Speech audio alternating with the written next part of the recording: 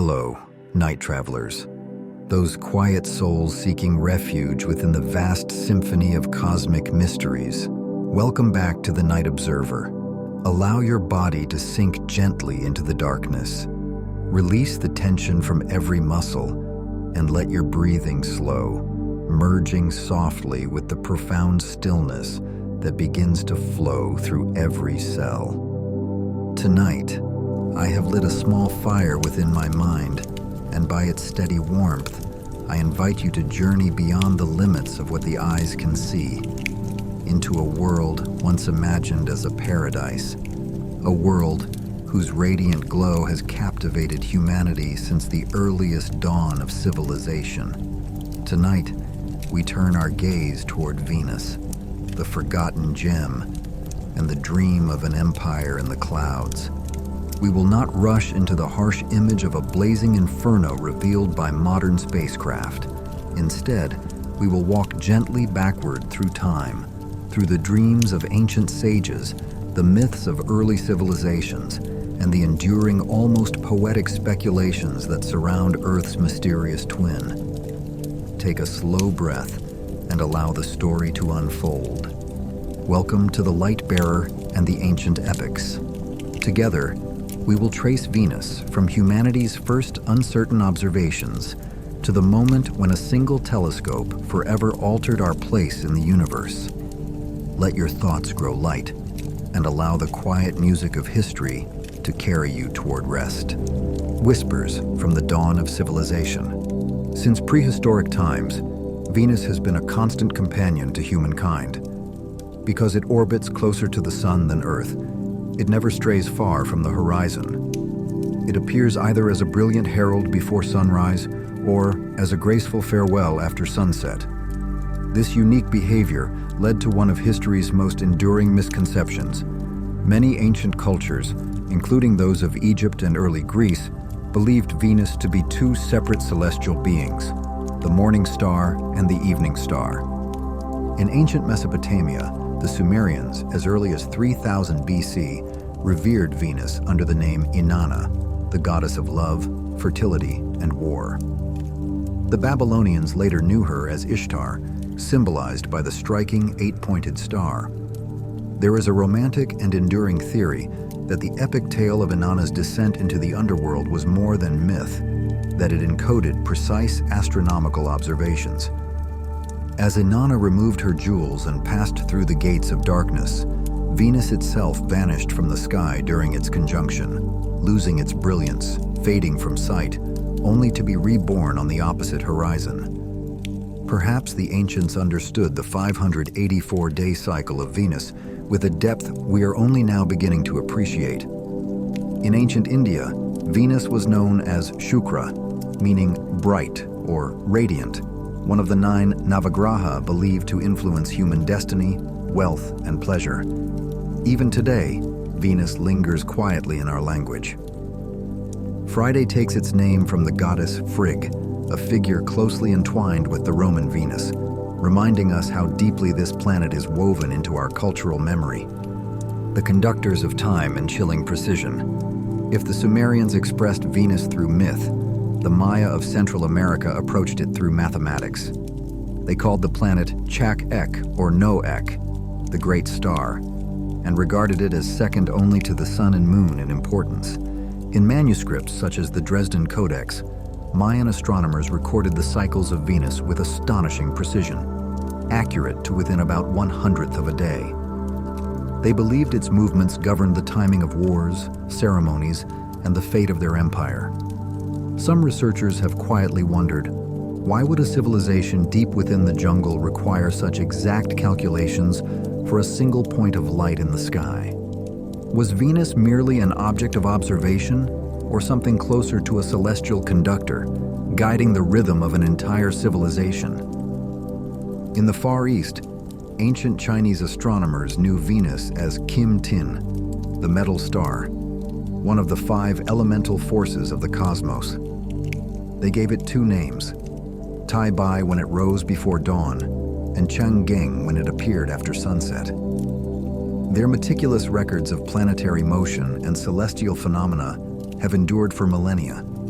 quietly strengthening the foundation of modern astronomy. Phosphorus and Hesperus, the awakening of Greek thought. The ancient Greeks, too, initially divided Venus into two forms: Phosphorus, the bearer of light in the morning, and Hesperus, the western star at dusk.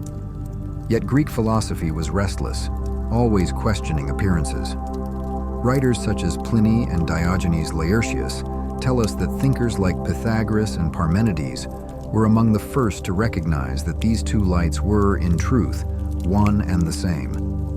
By the 2nd century, the astronomer Ptolemy formalized the geocentric model, placing Earth firmly at the center of the universe, with Venus and Mercury circling between Earth and the Sun. This model ruled human thought for more than 1,000 years, not because it was correct, but because it was comforting. It affirmed humanity's central place in creation. Yet the quiet points of light in the sky continued their silent testimony, waiting patiently for someone willing to listen. When Galileo's telescope shattered the illusion. The decisive turning point came in December 1610. In Padua, Italy, Galileo Galilei raised a modest telescope, an instrument he himself had refined, and aimed it at Venus. What he saw was astonishing. Venus displayed phases just like the moon, shifting from a slender crescent to a full, radiant disk. Such behavior was impossible under Ptolemy's Earth-centered universe. These phases could only occur if Venus orbited the Sun. Imagine Galileo on that cold winter night. As he peered through the glass, he understood that he was witnessing the quiet collapse of a worldview protected for centuries. Venus ceased to be a decorative jewel in Aristotle's heavens and became undeniable evidence for Copernicus's heliocentric vision. Humanity was no longer the center, but in losing that position, we gained an infinite universe to explore. In 1639, understanding deepened further. Jeremiah Horrocks, a self-taught astronomer, became the first to observe the transit of Venus across the face of the Sun. By projecting the image onto paper and making careful measurements, he attempted to calculate the distance between Earth and the Sun, an early step toward grasping the true scale of our solar system. And so, from myth to measurement, Venus quietly guided humanity away from illusion and toward understanding. Its light never shouting, only patiently waiting to be seen. Dreams of a brother on the eve of the satellite era. After Galileo's quiet revolution, Venus entered a long season of romantic speculation. In 1761, during another carefully timed transit across the Sun, the Russian polymath Mikhail Lomonosov noticed something subtle yet extraordinary: a faint, luminous halo clinging to the planet's edge. From this delicate glow, he drew a bold conclusion. Venus possesses an atmosphere. From that moment on, human imagination was set free. Permanently veiled beneath dense clouds, Venus refused to reveal its surface, and so it invited dreams. Throughout the 19th and early 20th centuries, scientists and storytellers alike painted visions of a primitive Earth. They imagined steamy jungles, endless swamps, and unfamiliar creatures hidden behind pearly mists. Some even affectionately called it the Miami of the universe, a warm, humid paradise waiting patiently for visitors. Even the respected astronomer Percival Lowell, in 1896, believed he had glimpsed strange, spoke-like markings across Venus's surface.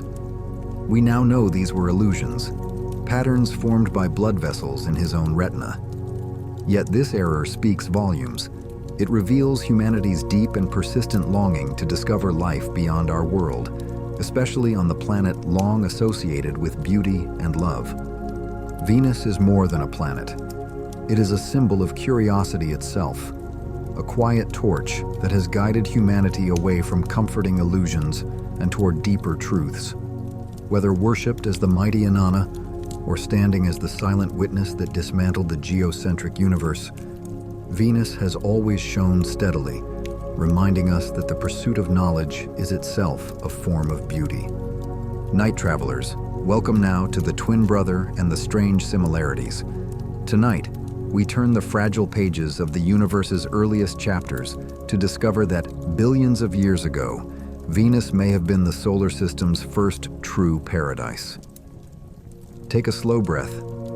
Let your heartbeat align with the distant rhythm of the stars, and listen closely to the story of our forgotten twin.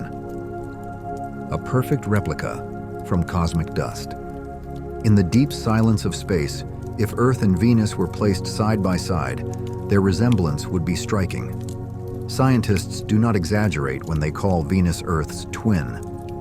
Both are rocky worlds, born from the same swirling cloud of gas and dust some 4.6 billion years ago. They share the same internal architecture, a dense iron-nickel core wrapped in a slowly flowing silicate mantle and sealed beneath a solid rocky crust. Such similarity in size is rare. Venus is only slightly smaller than Earth, with about 95% of Earth's radius and roughly 81.5% of its mass. If you could stand upon its surface, gravity would feel hauntingly familiar, about 0.9 g, just enough to make your body feel lighter, yet still at home. These numbers fueled centuries of hope, suggesting that behind those clouds lay a world not unlike our own. The dream of a lost Eden. Now let your thoughts drift back some 3 billion years to a younger and gentler solar system. The sun then shone at only about 70% of its present strength. Using advanced climate models, modern scientists have outlined a startling possibility. Venus may have been the first habitable planet of them all. Picture a different world. No sulfuric acid skies, no crushing atmospheric pressure. Instead, imagine soft blue horizons and vast oceans of liquid water covering nearly 90% of the surface. Geological formations known as tesserae hint that Venus may once have possessed plate tectonics, a planetary engine capable of renewing the surface and regulating climate, much as Earth does today. For perhaps billions of years, Venus could have been a lush world of rainfall and shallow seas, long before Earth itself settled into biological stability. This parallel raises a haunting question. If the two planets began so similarly, why did one become a thriving garden while the other transformed into a furnace? Could life have once taken hold there? Could ancient eyes have gazed upward, seeing Earth not as a home, but as a distant pale blue star of promise? The message written in heavy hydrogen. Though Venus's oceans vanished long ago, they left behind a subtle yet undeniable trace. The key lies in the ratio of deuterium, heavy hydrogen, to ordinary hydrogen in the planet's atmosphere. On Earth, this ratio is small. On Venus, it is more than 100 times greater. Such an excess of heavy hydrogen is powerful evidence of immense ancient seas. As Venus warmed, its water evaporated into the atmosphere. There, ultraviolet sunlight split water molecules apart. Light hydrogen escaped easily into space, carried away by the solar wind, while heavier deuterium lingered behind, like sediment after a great flood. These atoms are whispers from a distant past, confirming that Venus was once a water-rich world, uncannily similar to Earth. The interrupted tectonic dance. Perhaps the most tragic contrast between Earth and Venus lies in how they release internal heat. Earth behaves like a living machine, its shifting tectonic plates allowing heat to escape gradually through volcanoes and ocean ridges. This process cools the planet and locks carbon deep underground, preserving a stable atmosphere. Venus likely once operated in much the same way. But when water vanished, the essential lubricant that allows tectonic plates to slide, this internal engine stalled. The planet's crust froze into a single unbroken shell, a vast, stagnant lid that trapped heat beneath it. The result was catastrophic. A runaway greenhouse effect transformed oceans into vapor and landscapes into scorched plains. Witnessing such a collapse feels profoundly unsettling, like watching a perfectly crafted clock grind to a halt for lack of a single drop of oil. The loneliness of the moonless sibling. One final mystery remains. Why does Earth possess a strong magnetic field, while Venus does not, despite having a similar iron core? One compelling idea points to Earth's constant companion, the Moon. Long ago, Earth endured a colossal collision with a protoplanet known as Theia. This violent event energized Earth's core, igniting its magnetic dynamo and giving birth to the Moon, a stabilizing presence that helped regulate Earth's rotation. Venus appears to have missed such fortune. Alone in space, without a moon to steady its rhythm, it lacked a magnetic shield strong enough to defend its atmosphere from the sun's relentless winds. Without a guardian, Venus slowly lost its breath, its water, its air, until only a blazing world of stone remained.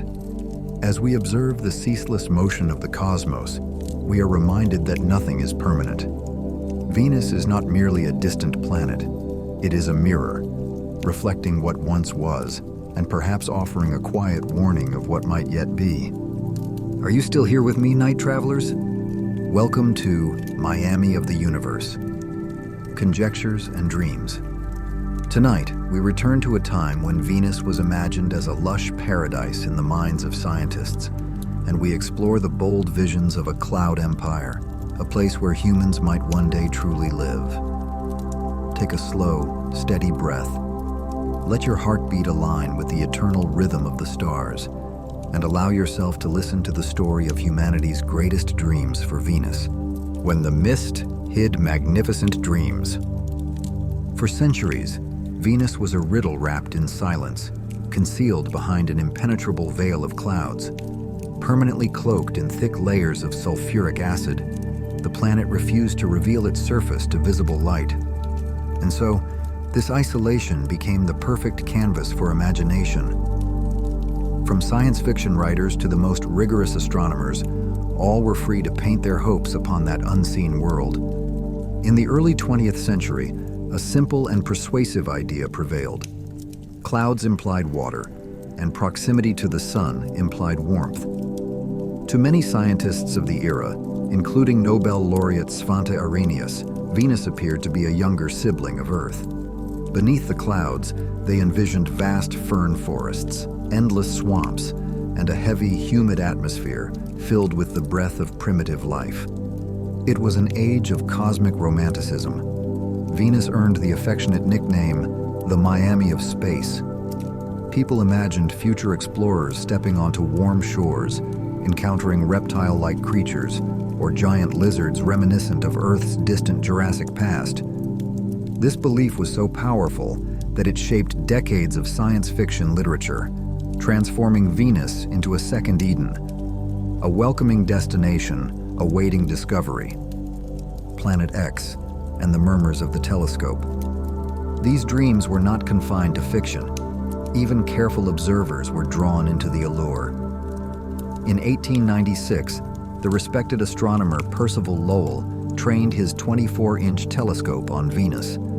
Instead of a smooth, pale disk, he reported seeing strange, spoke-like structures radiating from dark regions on the planet. Lowell believed he might be witnessing signs of intelligence, or at least evidence of a complex and living world. We now understand that what he saw were artifacts, patterns created by blood vessels in his own retina when the telescope aperture was narrowed too far. Yet this error speaks softly but clearly. Humanity carries a deep, almost aching desire not to be alone in the universe. Earlier still, in 1761, Mikhail Lomonosov had observed a delicate halo as Venus crossed the face of the sun. From this glow, he concluded that Venus possessed an atmosphere even denser than Earth's. Rather than invoking fear, this discovery strengthened hope. Many believed the clouds acted as a perfect shield, regulating temperature and preserving a planet locked in an eternal summer. Mariner 2 and the quiet collapse of paradise. Then came December 14th, 1962. NASA's Mariner, 2 spacecraft passed Venus and sent its data home. With that transmission, the dream shattered. Surface temperatures were revealed to reach nearly 500 Kelvin, around 460 to 470 degrees Celsius, far too hot for any known form of organic life. Forests vanished in an instant, replaced by visions of scorched plains. The Miami of the universe became a crushing furnace of heat and pressure.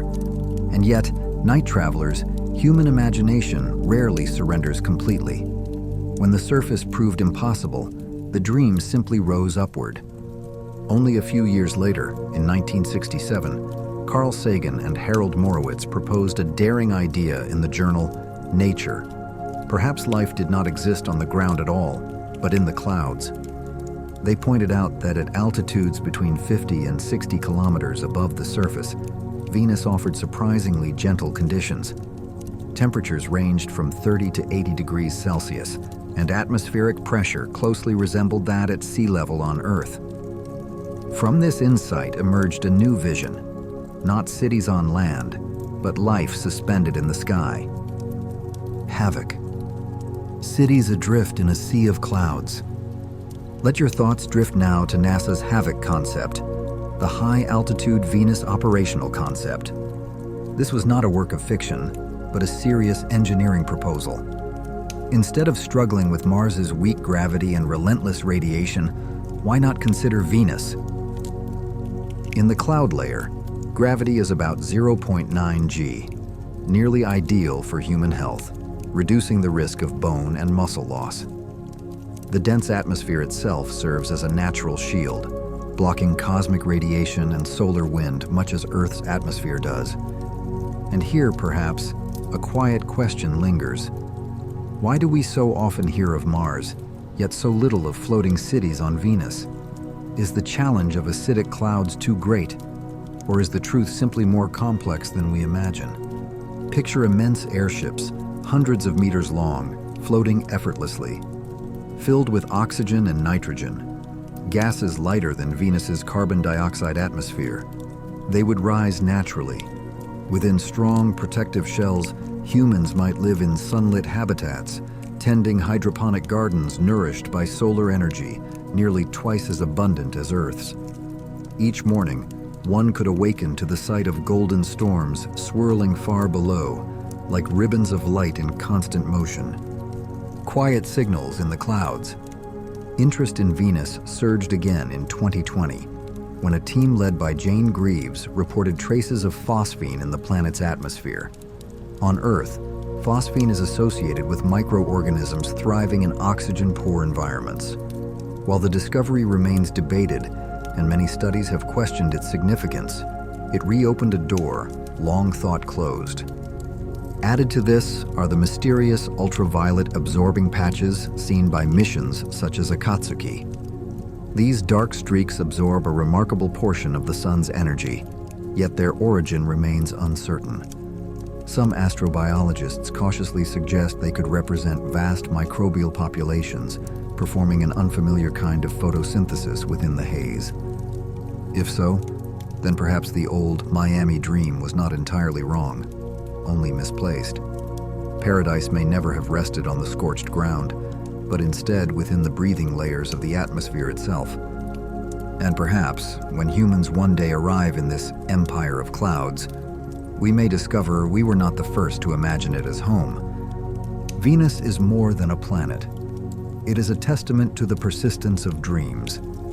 Even when reality reveals its harshest truths, humanity continues to search for light, shifting from jungles of the imagination to cities floating in the sky.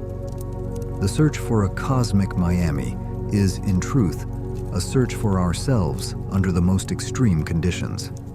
Now let images of white airships drifting through golden clouds, of mysterious forms absorbing ultraviolet light, and of the ancient halo of the light bearer slowly dissolve into the soft mist of dreams. Space is a vast home, and Venus remains a window, opening onto a radiant past and a wondrous, uncertain future, gently guiding you toward rest and quiet peace. Night travelers, allow your body to sink gently into the softness of the dark. Let every muscle relax, from your shoulders down to your toes, and feel the quiet warmth of the unseen campfire beside you. Welcome to the dream of residing in the empire in the clouds. Tonight, we will rise above the corrosive fog of Venus and drift into a rare region of balance, its own Goldilocks zone, where NASA once outlined a daring vision known as Havoc. Take a slow, deep breath. Let your heartbeat fall into rhythm with the ancient music of the stars, and listen to the story of cities floating upon an endless sea of clouds. The fog conceals a cruel reality. To understand why humanity dares to dream of life in the clouds, we must first look downward, toward the surface of Venus, a world locked in perpetual fury. Venus is often called Earth's twin because of its nearly identical size and mass. Yet this resemblance is a beautiful deception. Beneath the dense cloud layers lies a surface where average temperatures reach 464 degrees Celsius, hot enough to melt lead, tin, even zinc. The atmospheric pressure is no less unforgiving, 92 times that of Earth, equivalent to the crushing weight found a kilometer beneath the ocean's surface. Under such pressure, carbon dioxide no longer behaves like an ordinary gas. It becomes a supercritical fluid, neither liquid nor vapor, but something in between. A human standing unprotected on that surface would not even have time to feel the heat. The body would be crushed instantly. This is why even the most rugged explorers, such as the Soviet Venera 13 probe, survived no longer than 127 minutes before surrendering to the environment. The sky below is not a hopeful blue, but a dim orange-yellow, the sunlight scattered and softened by thick carbon dioxide and sulfuric acid clouds. There are no stars, no true night, only an endless, glowing twilight, lit faintly by the heat of the rocks themselves. A gateway to heaven at 50 kilometers. And yet, dear traveler, Venus holds a quiet miracle. Rise higher, just a little higher, and everything changes. At an altitude of roughly 50 to 60 kilometers above the surface, we enter a realm that may be the most hospitable environment in the solar system, aside from Earth itself. Here, in this so-called empire in the clouds, the conditions feel almost familiar. Air pressure settles near 1 bar, the same as sea level on Earth. Temperatures drift gently between 25 and 75 degrees Celsius. Some models suggest an even narrower range. Electronics function normally. Humans could breathe, move, and live. Then there is gravity. Mars offers only 38% of Earth's pull, slowly eroding bone and muscle. Venus, by contrast, provides nearly 90%, almost ideal for long-term human health. Above the clouds, the thick atmosphere serves as a natural shield, deflecting cosmic radiation and solar wind much as Earth's own atmosphere does. A forgotten paradise, a cosmic Miami, quietly waiting. Havoc, NASA's vision of floating cities. From these gentle conditions emerged NASA's Havoc project, the high-altitude Venus operational concept, a proposal that challenges everything we think we know about space colonization. Havoc does not ask us to burrow beneath frozen Martian soil. Instead, it imagines humanity living inside vast airships, drifting peacefully through Venus's clouds. At the heart of the concept is a balloon roughly 129 meters long and 34 meters tall. Its brilliance lies in a simple fact of chemistry. On Venus, the air we breathe, oxygen and nitrogen, is lighter than the surrounding carbon dioxide. Fill a balloon with ordinary air, and it will float, just as helium does on Earth. Picture it, a city suspended in the sky, its skin made from materials resistant to heat and sulfuric acid, such as Teflon. Above it, wide fields of solar panels drink in sunlight, twice as abundant as on Earth, far more generous than on Mars.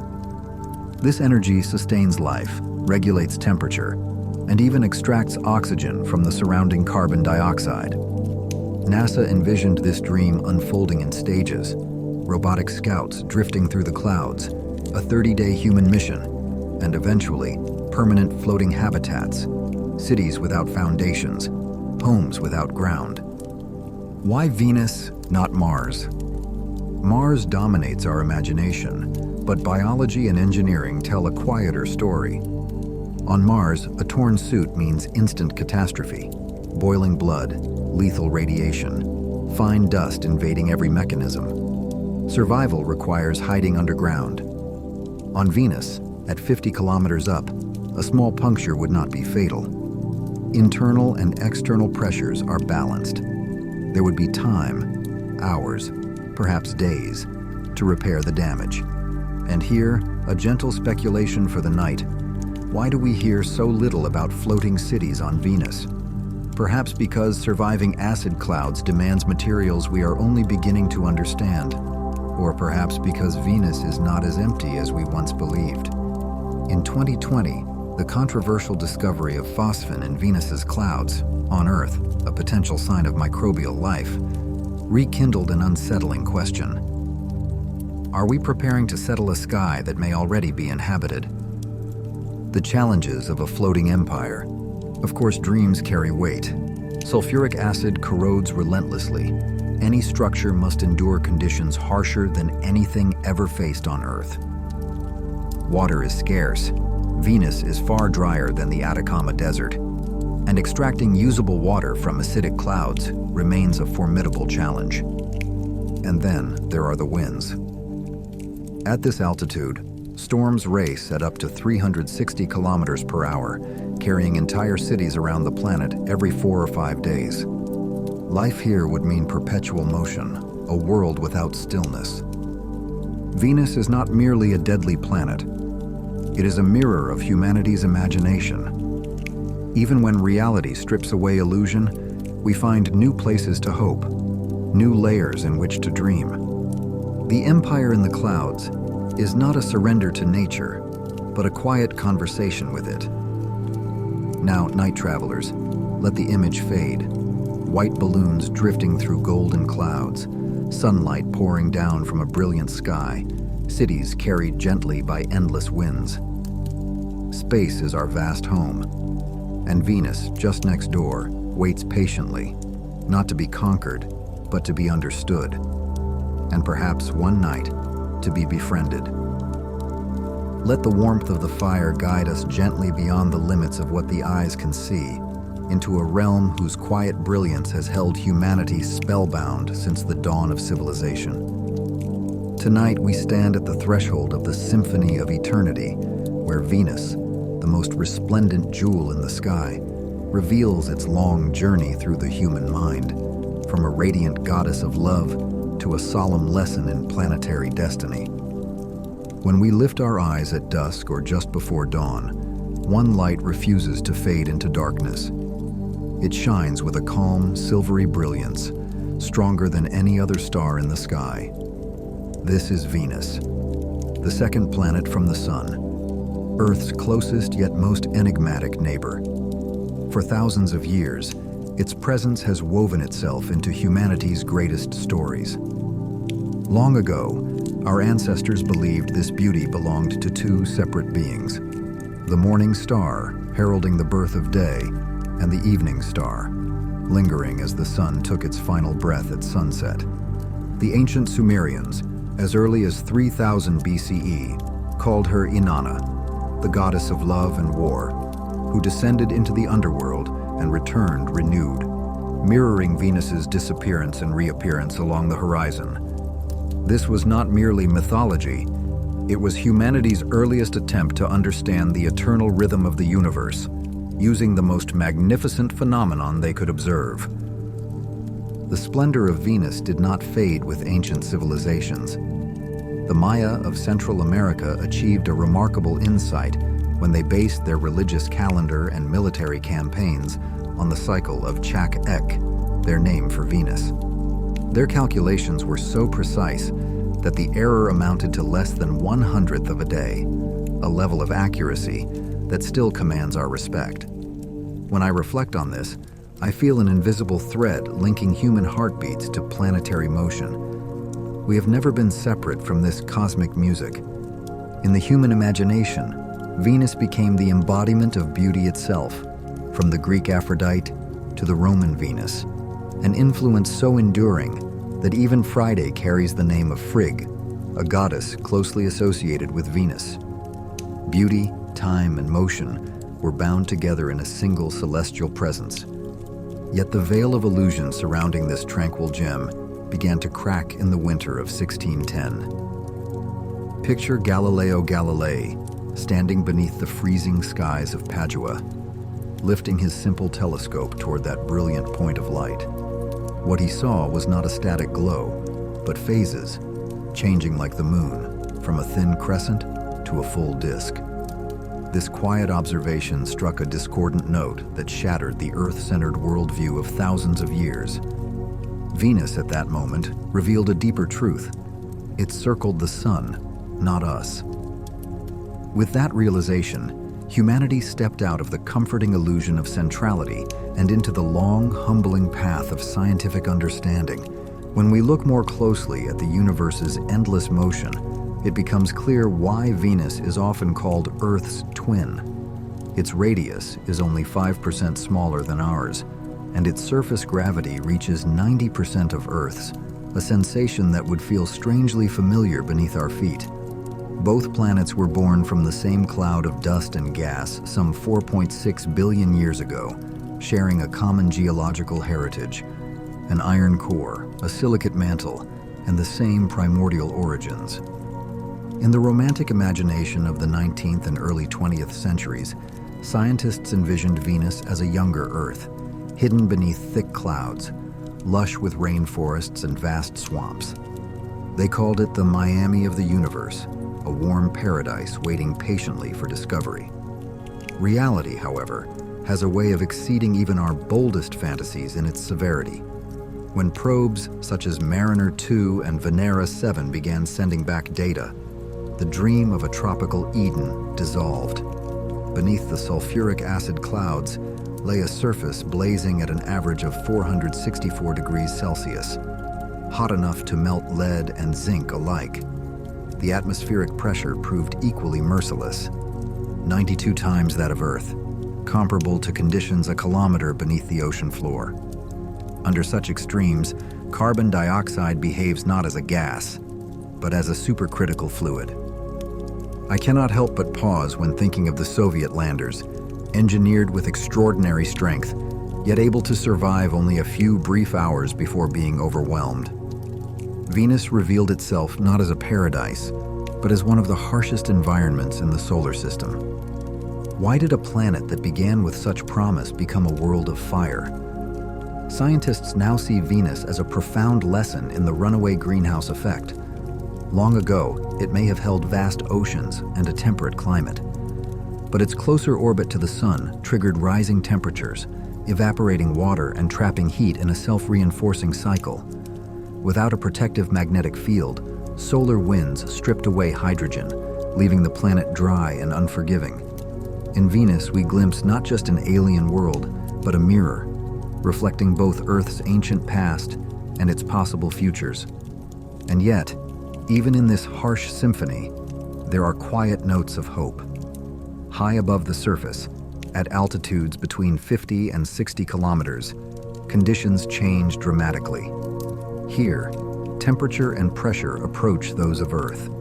It was in this gentle layer of sky that NASA once envisioned the Havoc project, floating cities, vast balloons drifting through golden clouds, where humans might live without being crushed by heat or pressure.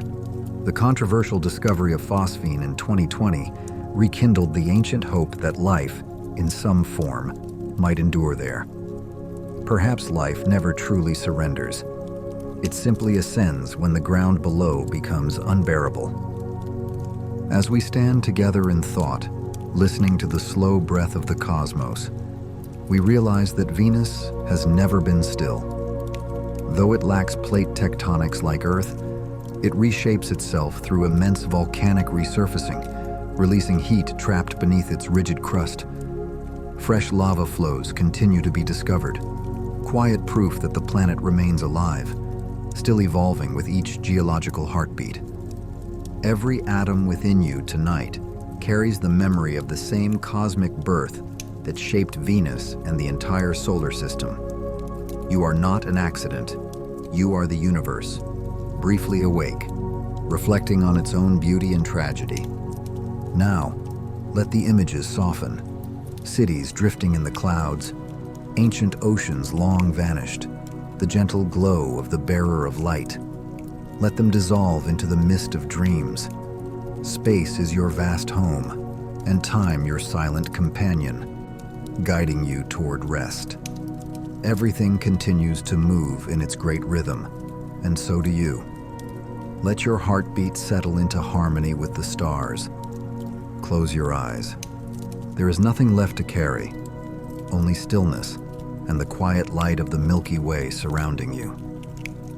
The universe was born from silence, and tonight, it watches over your sleep within the boundless embrace of its eternal symphony.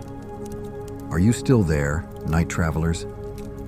If you have already drifted into sleep, that is a beautiful thing. And if you remain gently awake, welcome. Tonight, we continue our quiet journey into Venus, the prelude to mystery and the symphony of dust and fire. Together, we will follow the long arc of human wonder.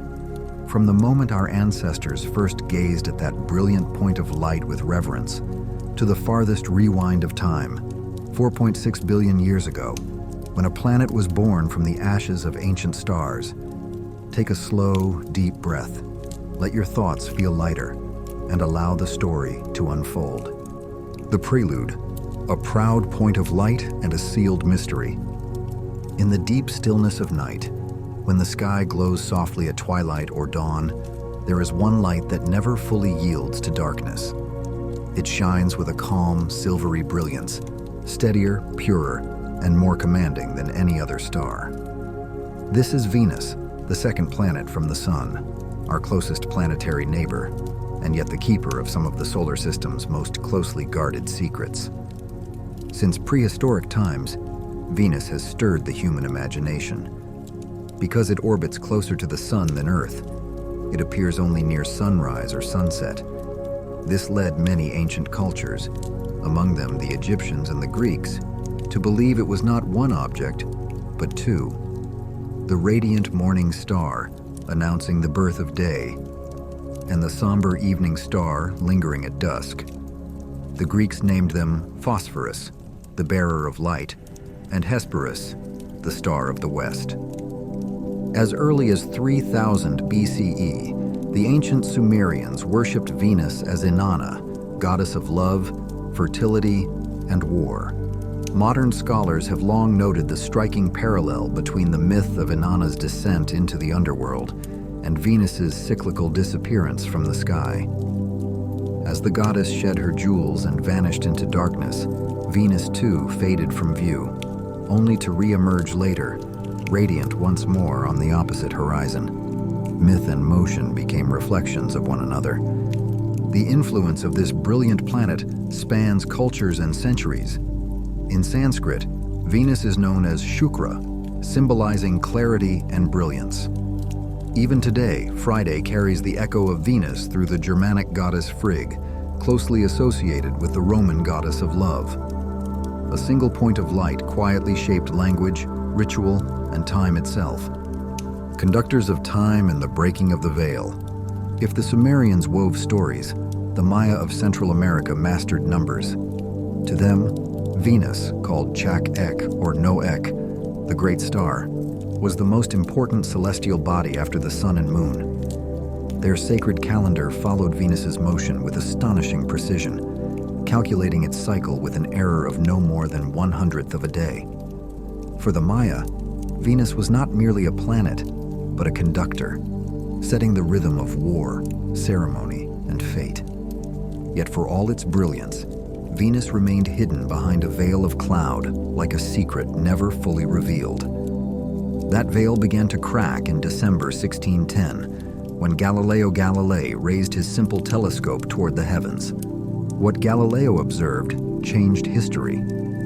Venus displayed phases, slender crescents and full disks, just like the moon. This quiet observation delivered a decisive blow to the Earth-centered universe. Such phases could only exist if Venus circled the sun. With that realization, Venus became the key that unlocked a deeper truth. Earth was not the center of all things. Still, the planet kept its surface concealed. And so, before spacecraft could lift the veil, imagination filled the silence. Scientists and writers envisioned a hot, humid world beneath the clouds, a tropical Eden, a Miami of the universe, alive with forests and strange life.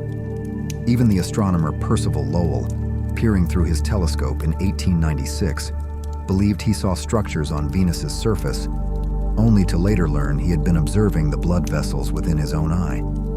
This mistake was not folly, but longing, the human desire to find familiarity, perhaps even kinship, on our planetary twin. The Symphony of Dust and Fire, Birth of a World. Now, night travelers, let the quiet fire of thought carry us back to the great turning point, 4.6 billion years ago, when the symphony of creation first began. Before Venus existed, there was only a cold, dark region of space known as the Presolar Nebula, a vast molecular cloud spanning tens of light years, filled with hydrogen, helium, and dust. Within it lay the legacy of ancient stars, elements forged in supernova explosions, scattered into space like seeds. Iron, silicon, and gold drifted silently, waiting for a future form. A powerful disturbance, perhaps the shockwave from a nearby supernova, shattered the nebula's stillness.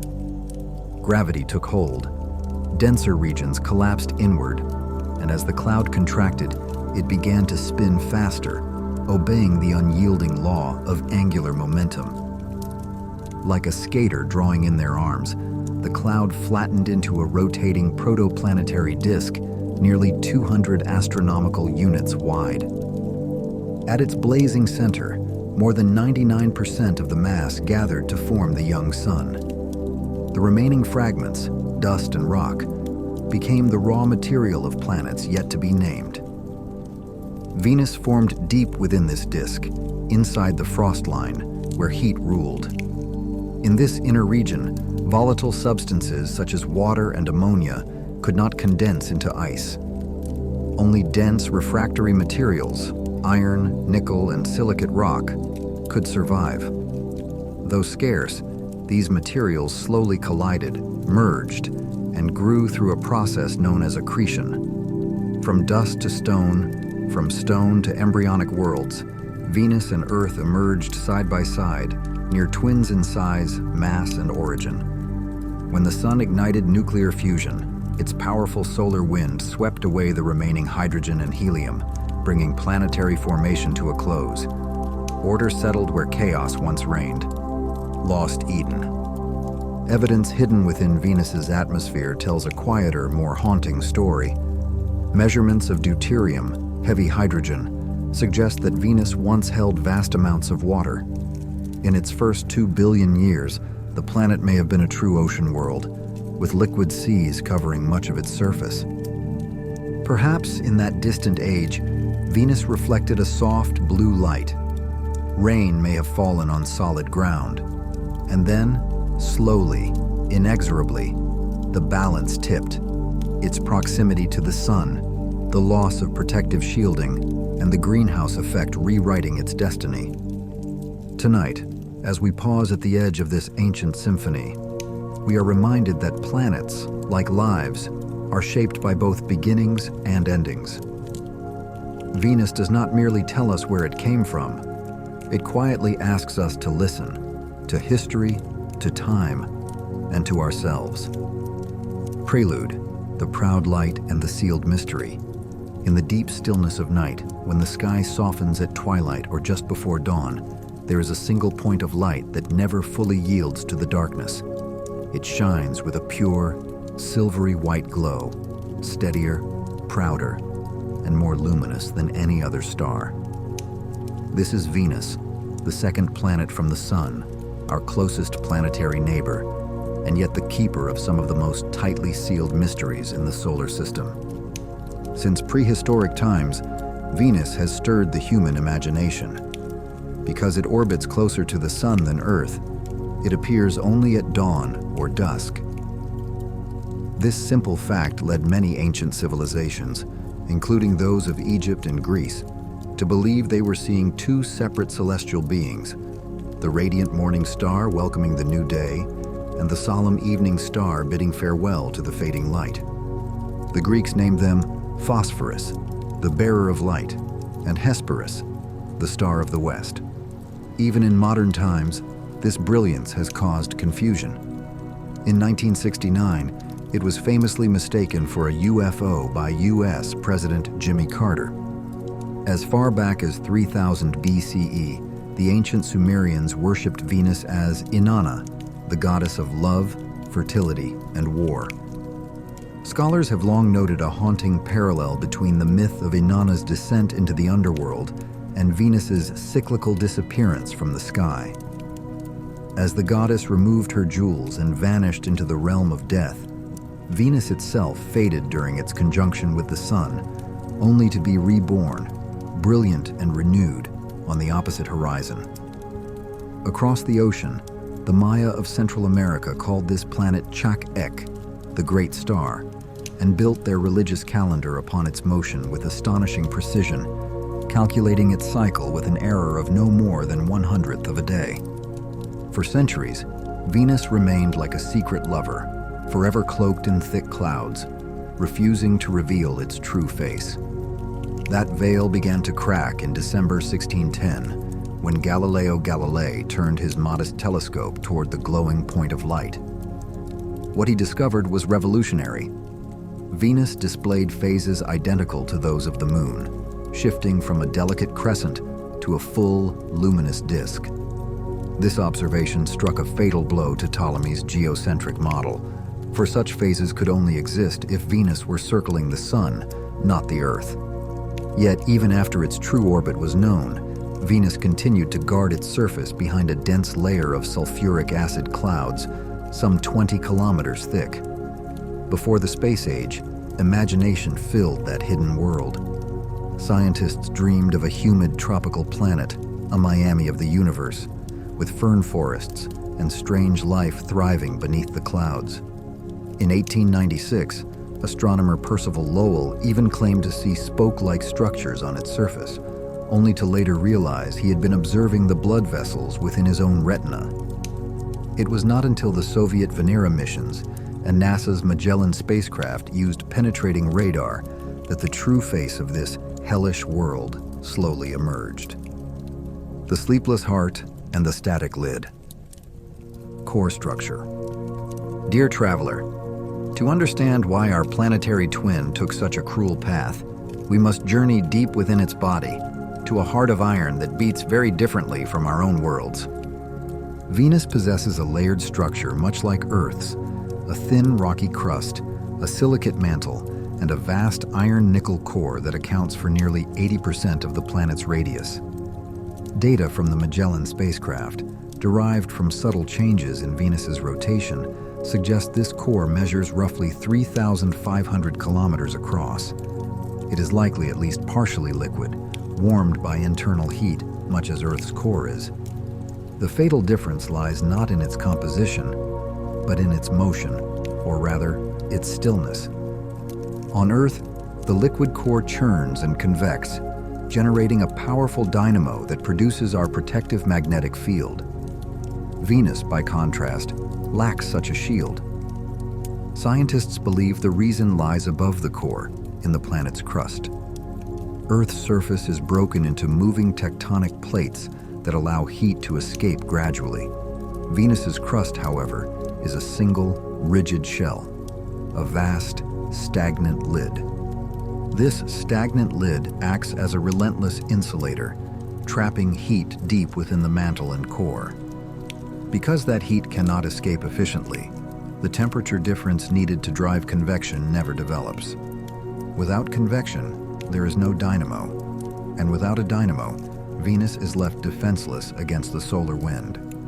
Over time, this trapped energy builds to catastrophic levels. Every 300 to 600 million years, Venus undergoes a violent episode known as global surface restructuring. The crust softens, melts, and is repaved by immense lava flows, releasing vast quantities of carbon dioxide and sulfur dioxide into the atmosphere. On Earth, plate tectonics quietly recycles carbon. Carbon dioxide dissolves in rainwater, becomes locked in rocks, and is carried back into the mantle through subduction. Venus has no such escape. With no moving plates and no liquid water to act as a lubricant, the carbon remains trapped above. Today, Venus's atmosphere is composed of roughly 96.5% carbon dioxide, driving the most extreme runaway greenhouse effect in the solar system. The result is a world transformed into a perpetual furnace. Average surface temperatures reach 464 degrees Celsius, hot enough to melt lead, zinc, and tin. Atmospheric pressure climbs to 92 bars, equivalent to the crushing weight found 1 kilometer beneath Earth's oceans. Under these conditions, carbon dioxide becomes a supercritical fluid, neither gas nor liquid, enveloping the planet like an invisible, suffocating sea. As we sit here beside the fading fire and look toward the distant brilliance of Venus, remember that you are gazing upon a witness to both wonder and violence. Every atom in your body tonight carries the echo of the same symphony of dust and fire that shaped Venus and Earth alike 4.6 billion years ago. Venus is not merely a deadly planet, it is a mirror, a quiet warning about the fragility of balance between a world's inner heart and its outer breath. Whether revered as the goddess Inanna or feared as a blazing inferno, Venus continues to shine, reminding us of the beauty of beginnings and of how precious each calm, breathable moment on Earth truly is. Now, let thoughts of sealed cores, ancient lava oceans, and the first light of the sun dissolve into the gentle haze of dreams. Space is a vast home, and Venus is the room next door, silently watching over your sleep with boundless compassion. Welcome to The Face of Cruelty. Tonight, we set aside the romantic dreams of distant jungles or endless oceans. Instead, we turn our gaze directly toward the harsh truth concealed beneath the eternal veil of Venus. In the stillness of the night, when you lift your eyes to the twilight sky, Venus appears like a proud jewel, shining brighter than any other star. But dear traveler, that beauty is a carefully crafted illusion.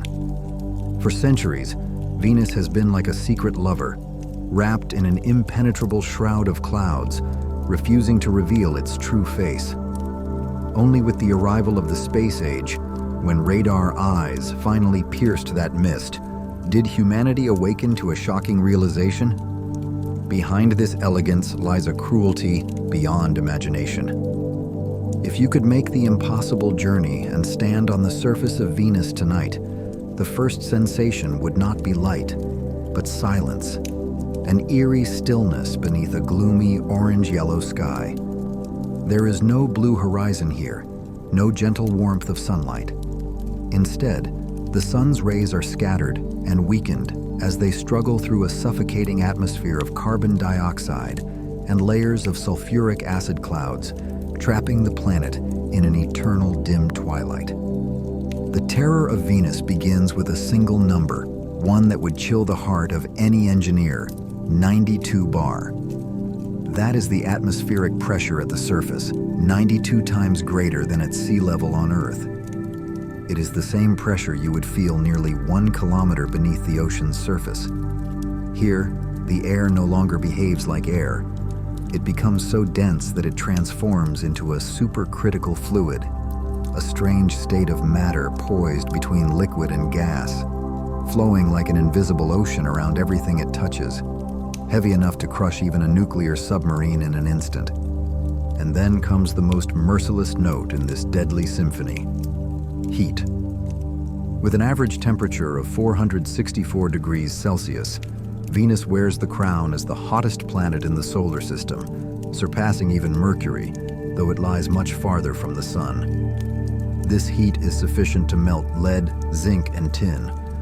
Under the relentless grip of a runaway greenhouse effect, even the rocks themselves can glow faintly in the darkness. This environment proved too brutal for even humanity's toughest machines. the Soviet probe Venera 13, engineered like a steel diving bell, survived only 127 minutes before being crushed and burned beyond endurance. The images it transmitted, brief and precious, revealed a barren landscape of fractured stones, smoothed by heat, bathed in an unsettling yellow light. Yet, dear traveler, the horror of Venus is not confined to extreme numbers alone.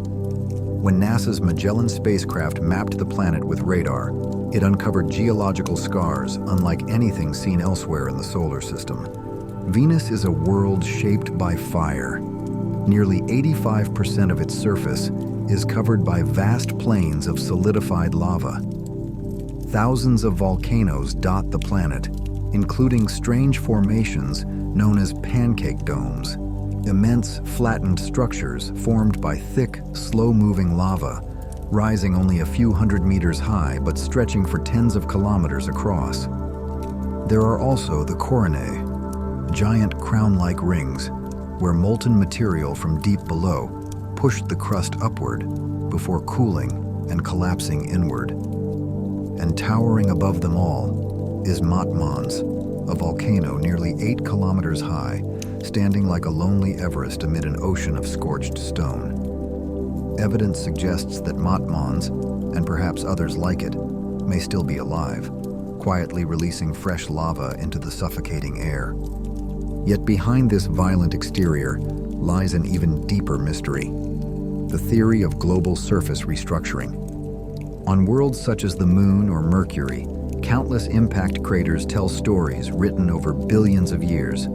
Venus, however, tells a different tale. It bears only about 1,000 craters, and remarkably, most of them appear young, sharp, and untouched by erosion. This can mean only one thing. The surface of Venus is young, no more than 300 to 600 million years old. So what became of the ancient crust that once covered this world? Geologists believe Venus suffered a catastrophic transformation. Unlike Earth, with its constantly moving tectonic plates that release internal heat gradually, Venus is locked beneath a single, rigid shell, a planetary, stagnant lid. Beneath it, the planet's internal heat continued to build, like water boiling inside a sealed pressure cooker. After hundreds of millions of years, that trapped energy reached a breaking point. The crust weakened, collapsed, and the planet appears to have undergone a global upheaval lasting millions of years. Lava flooded the surface on an unimaginable scale, burying mountains, valleys, and ancient craters beneath a worldwide sea of fire. When the chaos finally subsided, Venus emerged with a new, youthful face, its earlier history erased. Imagine, for a moment, if Earth were to suffer the same fate. Cities, oceans, and every memory of humankind would vanish in an instant of cosmic time. Venus stands as a silent warning, a reminder of what can happen when a world loses its ability to regulate itself. And yet, all is not entirely forgotten. In the highlands known as the Tesserae, the surface is twisted and fractured, reflecting radar signals unlike any other terrain on the planet. These regions may be remnants of an ancient continental crust formed long ago, perhaps when liquid water once flowed and tectonic forces still shaped the land. Beneath today's lava plains, the torn pages of a lost paradise may still endure. Venus is not merely a strange or hostile planet, it is a mirror held up to humanity, reflecting the overwhelming power of nature and quietly reminding us of the priceless gift of every calm, breathable moment on our fragile green world. Welcome to The Breath of the Devil, the atmosphere of Venus. Tonight, we will not linger on burning rocks or rivers of lava. Instead, we descend into the acid fog itself, into an atmosphere so dense and hostile that the familiar rules of life quietly fall apart. Take a slow breath, feel the calm in your chest, and let us listen together to the story of the most dangerous atmosphere in the solar system, the eternal heat trap and the fury of carbon dioxide. From a great distance, Venus appears as a flawless, silvery white jewel, serene and almost gentle. This brilliance, however, is only an illusion, created by thick clouds that reflect nearly 70% of the sun's light back into space. Behind that elegant veil lies the most ruthless heat-trapping system ever discovered. Venus's atmosphere is composed almost entirely of carbon dioxide, accounting for 96.5% of its mass. This single fact seals the planet's fate. Sunlight slips through the clouds and warms the surface below, but when that heat tries to escape as infrared radiation, it finds no exit. The dense blanket of CO2 captures it, reflects it downward, and locks the planet into an endless cycle of warming. The result is an average surface temperature of 464 degrees Celsius, hot enough to melt lead, tin, and zinc. This is why Venus, though farther from the sun than Mercury, reigns as the hottest planet in the solar system. It is not merely hot, it is a perpetual furnace, one that never cools. Not at night, not at the poles, not even for a moment. An ocean of air and crushing pressure. Dear traveler, the true terror of Venus's atmosphere lies not only in its heat, but in its weight. The air here is unimaginably heavy. The atmospheric mass is 92 times greater than Earth's. If you were standing on the surface tonight, the pressure bearing down on you would reach 93 bars, the same pressure found nearly 1 kilometer beneath Earth's ocean floor. This force is sufficient to crush a truck or a nuclear submarine in an instant. Under such pressure and heat, carbon dioxide ceases to behave like an ordinary gas. It becomes a supercritical fluid, a strange state of matter with the qualities of both liquid and gas. You would not feel as though you were walking through air, but rather moving through an invisible, suffocating ocean. Light bends and scatters. Visibility shrinks to about 1 kilometer. Above you, the sky remains a constant, oppressive yellow-orange twilight. Acid clouds and rain that never reaches the ground. As we rise higher into the atmosphere, we encounter the true breadth of this world. Thick cloud layers stretch from 45 to 70 kilometers above the surface. These are not clouds of water vapor, but clouds of concentrated sulfuric acid. They are born from a complex chemistry. Ultraviolet sunlight breaks apart carbon dioxide molecules, freeing oxygen that reacts with sulfur dioxide and traces of water vapor. The result is an endless production of acid aerosols, drifting and churning in the upper sky. Sulfuric acid rain falls constantly, but it never reaches the ground. Long before the droplets can descend, the intense heat below causes them to evaporate and rise again, completing a cruel atmospheric cycle. Even humanity's most durable probes, including the Soviet Venera landers, survived only a few hours before succumbing to corrosion and crushing pressure. The sky itself is restless. Violent lightning flashes through the clouds, likely generated by friction among acid droplets driven by powerful winds. It is a vision that echoes humanity's oldest descriptions of hell.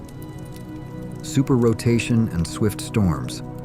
Though Venus rotates sluggishly, taking 243 Earth days to complete a single turn, its atmosphere behaves very differently. This is the mystery of superrotation. At the top of the cloud layers, winds race around the planet at speeds of 300 to 360 kilometers per hour, circling Venus in just 4 Earth days. Near the poles, the atmosphere twists itself into vast vortices the size of continents.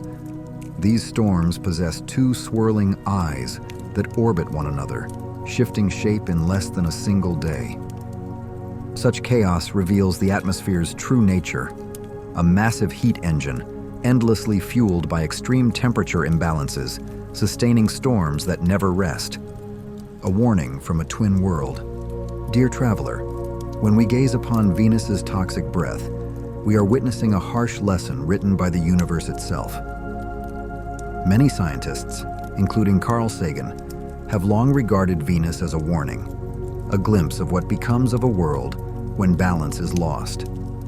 Billions of years ago, Venus may have possessed oceans and calm skies, not unlike Earth's. But without a strong magnetic field, solar winds gradually stripped away its water. What followed was an irreversible runaway greenhouse effect, transforming a potential paradise into a sealed furnace. Today, every molecule in Venus's atmosphere is evidence of that failure. Its breath is a hell adrift in space, reminding us, quietly but unmistakably, of how fragile and precious our own blue sky truly is. Night travelers, if you are still listening, join me as we move into the final chapter, perhaps the most violent, yet also the most revealing, of this planetary story. Welcome to Chapter 5, Why the Solar System's Hell. No longer will we simply admire that proud point of light from afar. Tonight, we confront the reality that stripped Venus of its imagined paradise and replaced it with something far more frightening. Take one more gentle breath and let the story of a world roasted alive by its own atmosphere unfold. The beauty of a deadly illusion. For thousands of years, Venus has lived in the human imagination as a symbol of love and beauty. From ancient Mayan records to Sumerian hymns honoring the goddess Inanna, it has always shone as a silvery white jewel in the twilight sky. That radiance, however, comes from clouds that reflect most of the sun's light, a proud veil concealing the truth beneath. For generations, scientists dreamed of tropical forests and shallow seas hidden below those clouds. The illusion shattered only when spacecraft like Mariner 2 and the Venera missions descended through the acid fog and returned their grim reports. Venus is not a hidden Eden. It is a world where the conditions for life collapse entirely, a place so hostile that even humanity's darkest myths struggle to describe it. The engine of hell, a runaway greenhouse. The question lingers: why is Mercury, closest to the Sun, cooler than Venus? The answer lies in Venus's breath. Carbon dioxide dominates the atmosphere, trapping heat with merciless efficiency. Sunlight warms the basalt surface. Infrared radiation tries to escape, but is forced back downward again and again. The loop never breaks. Temperatures stabilize at 464 degrees Celsius, everywhere, all the time. There is no nighttime relief, no polar refuge. Venus has become a planet-sized oven, sealed and self-sustaining, an enduring testament to what happens when a world can no longer exhale. Crushing pressure and bizarre states of matter. What earns Venus its reputation as hell is not only its searing heat, but the suffocating weight of its air. The atmosphere here is so dense that its total mass is 92 times greater than Earth's. If you could stand on the surface of Venus tonight, unprotected by a super-strong titanium suit, the pressure bearing down on your body would reach 93 bars, equal to the pressure found 1 kilometer beneath Earth's ocean floor. It is a force powerful enough to crush a truck, or even a nuclear submarine, in an instant. Under such extreme pressure and temperature, carbon dioxide no longer behaves like an ordinary gas. It enters a strange state known as a supercritical fluid, a form of matter that exists between liquid and gas. You would not feel as though you were walking through air, but rather struggling through an invisible, heavy ocean where every movement becomes slow and exhausting. Above you, the sky is not blue, but a dim orange-yellow, distorted by intense refraction of light, creating a space that feels endlessly hazy and deeply unsettling. A corrosive breath and rain that never reaches the ground.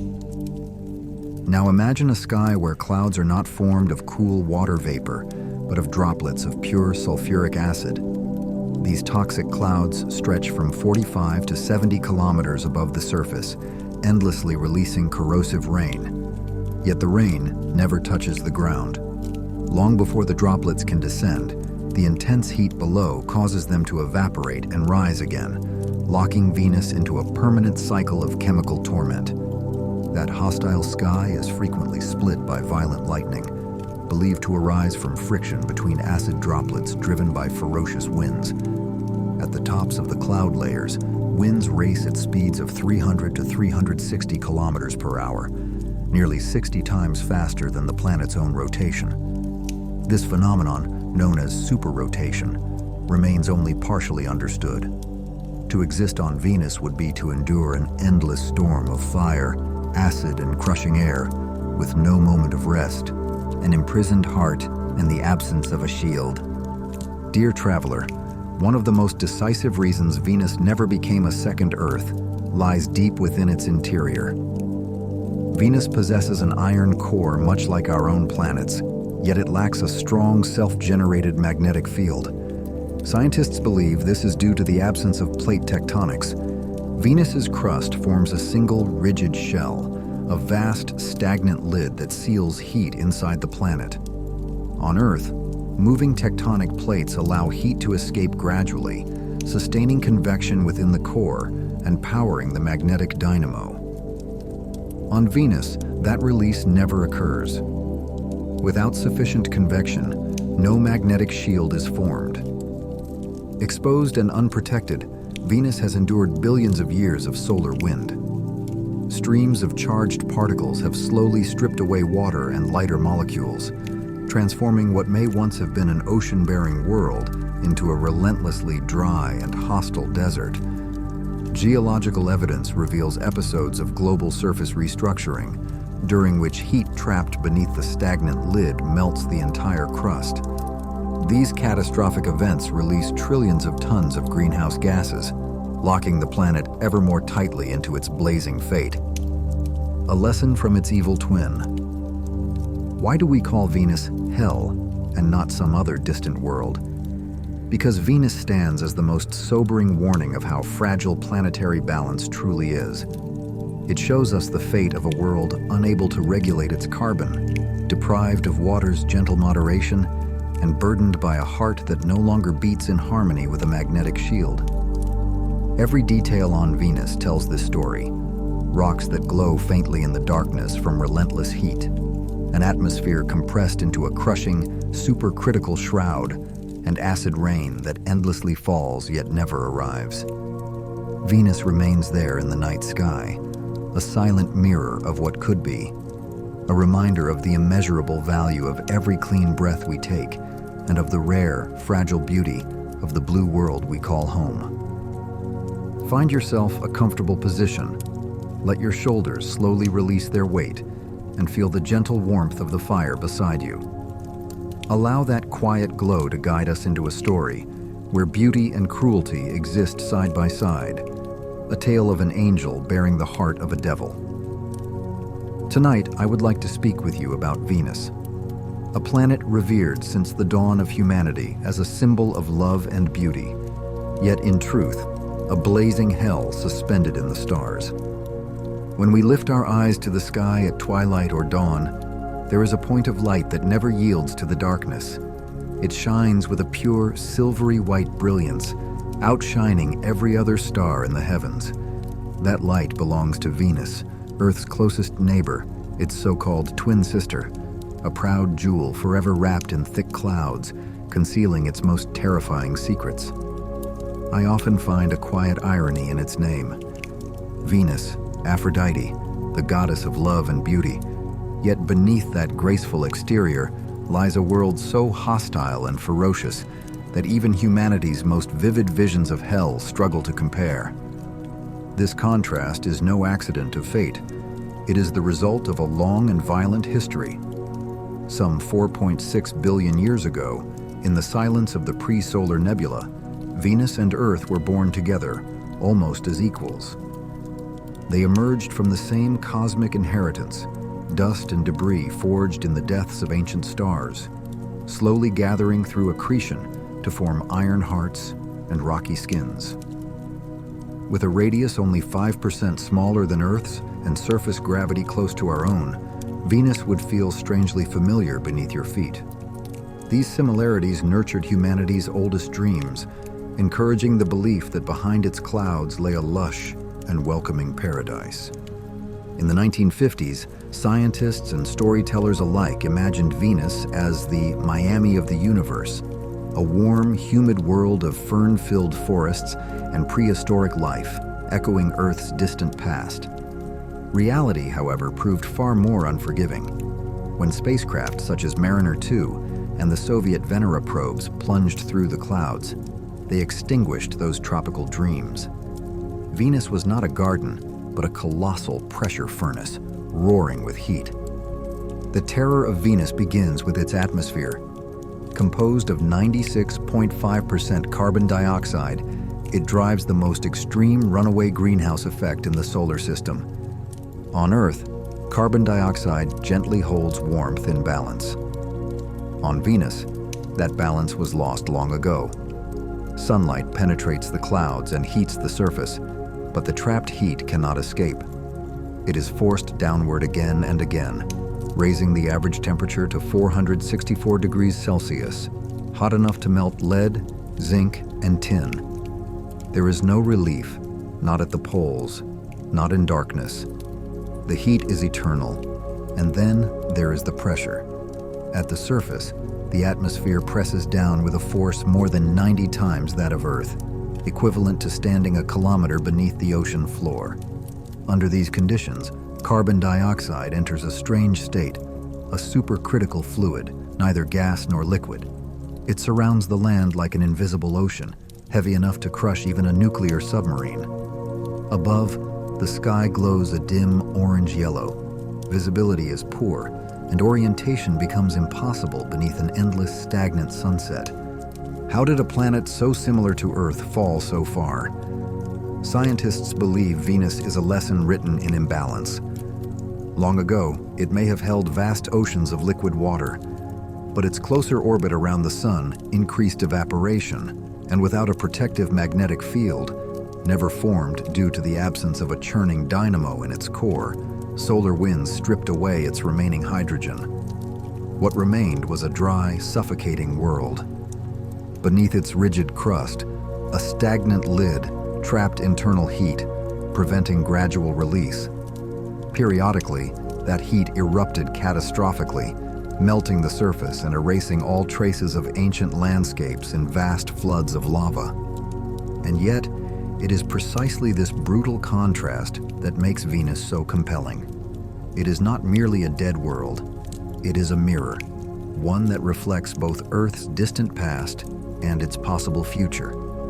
In Venus's inferno, we are reminded of the fragile balance that allows our own world to breathe. And even here, in this cosmic hell, humanity continues to search for hope. High above the surface, between 50 and 60 kilometers in altitude, Venus reveals a surprising refuge. In this realm of clouds, pressure resembles that at Earth's sea level, and temperatures drift gently between 30 and 50 degrees Celsius. NASA once imagined this region as the setting for the Havoc project, floating cities suspended in the sky, buoyed by ordinary air, drifting through an ocean of clouds. The discovery of phosphine in 2020, along with mysterious ultraviolet absorbing patches, reignited speculation that life, once driven from the surface, may have sought shelter here. Through myth and memory, Venus has never lost its hold on the human spirit. To the Sumerians, it was Inanna, descending into the underworld and rising again in radiant rebirth. To the Maya, it was Chak-Ek, the keeper of time itself. Even now, knowing its surface can destroy all life, the name Venus still carries a quiet allure, a symbol of beauty glowing softly against the darkness of the Milky Way. Venus reminds us that curiosity is the fire that warms the cold universe. Every atom in your body tonight was shaped by the same cosmic forces that formed Venus and Earth alike. To explore Venus is, in many ways, to explore ourselves, to affirm that even in the harshest environments, the human spirit continues to dream. Now, let thoughts of cities in the clouds, ancient oceans, and the radiant bearer of light dissolve into the soft mist of sleep. Space is our vast home, and Venus is the quiet room next door, shining gently as it keeps watch. Everything moves in its great rhythm, and so do you. Let your heartbeat fall into harmony with the stars. Close your eyes. there is nothing left to worry about. Only stillness remains, wrapped in the gentle glow of the Milky Way. The universe was born in silence, and tonight, it guards your rest. Sleep well, night travelers.